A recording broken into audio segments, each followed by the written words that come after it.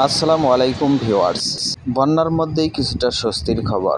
বিমান বাহিনীর উদ্যোগে আগামীকাল থেকে চলবে ত্রাণ বিতরণ। আগামী 24 ঘন্টায় বৃষ্টির পরিমাণ কমে যাওয়ার সম্ভাবনা রয়েছে। পরবর্তী 24 ঘন্টায় পানি স্থগিত হয়ে যাওয়ার সম্ভাবনা রয়েছে এবং পরবর্তী 24 ঘন্টায় আস্তে আস্তে পানি কমে যাওয়ার সম্ভাবনা রয়েছে। তবে চট্টগ্রামের পার্বত্য অঞ্চলে কিছু কিছু অঞ্চলে ভারী বৃষ্টির সম্ভাবনাও রয়েছে। সেই সাথে সিলেট এবং উত্তরাঞ্চলের কিছু কিছু অঞ্চলে ভারী বৃষ্টির সম্ভাবনা রয়েছে। আগামীকাল থেকে ত্রাণ বিতরণ করা হবে। বেশিরভাগ অঞ্চলই পানির নিচে থাকার কারণে প্যারাশুট দিয়ে ফেলা হবে ত্রাণ। সেই সাথে চলবে উদ্ধার অভিযান। ইতিমধ্যে বাংলাদেশের 8টি জেলায় বন্যার পানি প্রবেশ করেছে। যদিও 2টি জেলার নিম্ন অঞ্চল, তবে 6টি জেলায় প্রায় 18 লক্ষ মানুষ পানিবন্দী হয়েছে।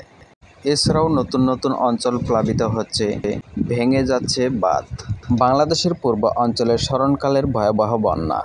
গত 47 বছরেও এরকম বন্যা দেখেনি ওই অঞ্চলের মানুষ।